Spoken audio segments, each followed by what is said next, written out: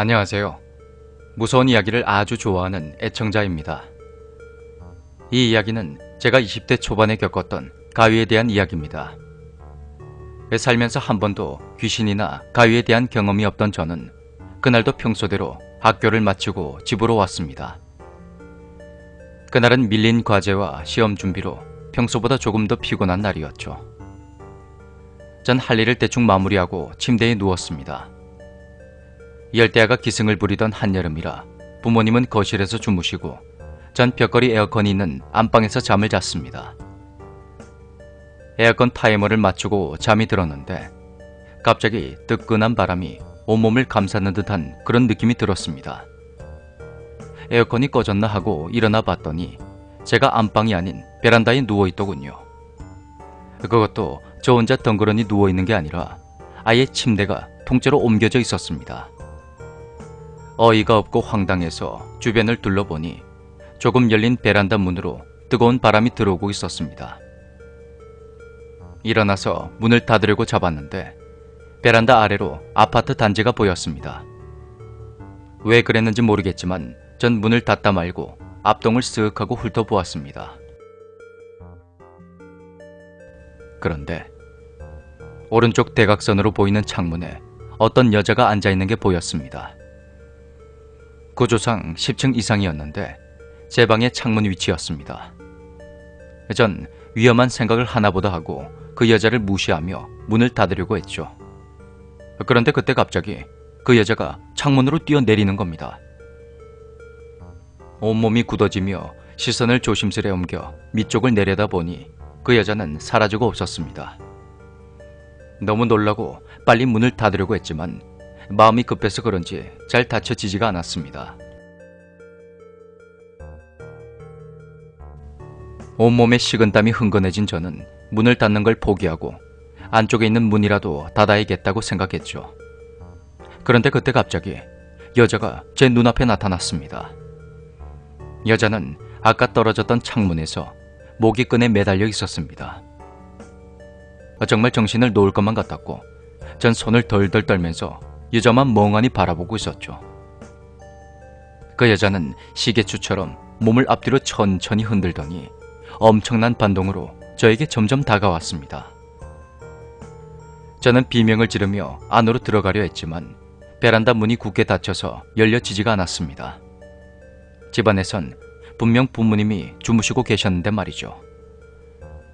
유리창을 마구 두드리며 부모님을 불렀지만 부모님은 곤히 주무시고 계셨습니다. 베란다를 둘러보니 통째로 옮겨져 있던 침대가 보였고 침대로 다가가려 하자 여자가 또다시 사라졌습니다. 저는 이건 꿈일 거야. 다시 이불 속으로 들어가면 안방에서 일어나겠지 하며 침대로 올라가서 이불을 뒤집어 썼습니다.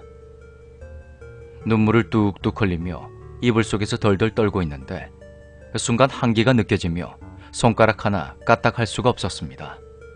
그때 덮고 있던 이불이 천천히 내려가며 제 몸이 천장을 향해 저절로 돌려졌습니다. 눈을 떠보니 아까 그 여자가 위에서 저를 쳐다보며 점점 저에게 다가오고 있는 겁니다.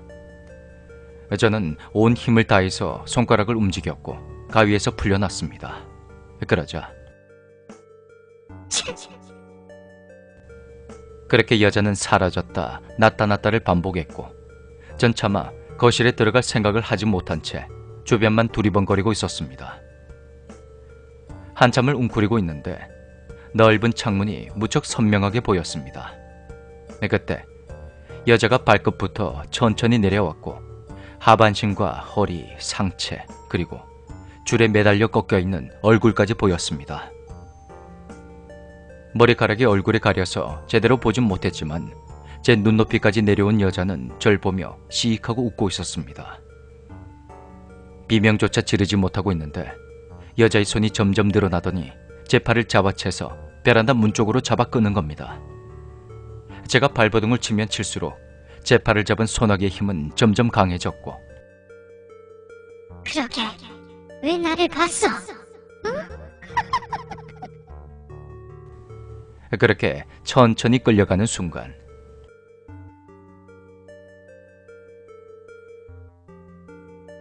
안 돼. 어딜 감히? 그런 소리와 함께 어떤 손이 나타나서 여자의 얼굴을 훅 밀어내고 방충망과 베란다를 쾅 하고 닫았습니다. 그러자 여자의 손이 댕강 잘리면서 그 반동으로 저는 누군가의 품에 튕겨지듯 안겼습니다. 익숙한 목소리와 품, 그것은 돌아가신 제 할아버지였습니다. 여자는 안으로 들어오질 못하고 문만 쾅쾅 두들기고 있었고 전 순간 안심이 되면서 할아버지에게 빨리 들어가자고 난리를 쳤습니다.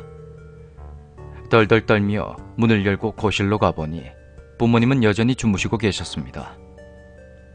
뒤를 돌아보니 어느새 할아버지는 사라졌고 여자도 없어졌습니다. 저는 귀찮다는 어머니의 잔소리에도 아랑곳 않고 어머니 옆에 누웠습니다.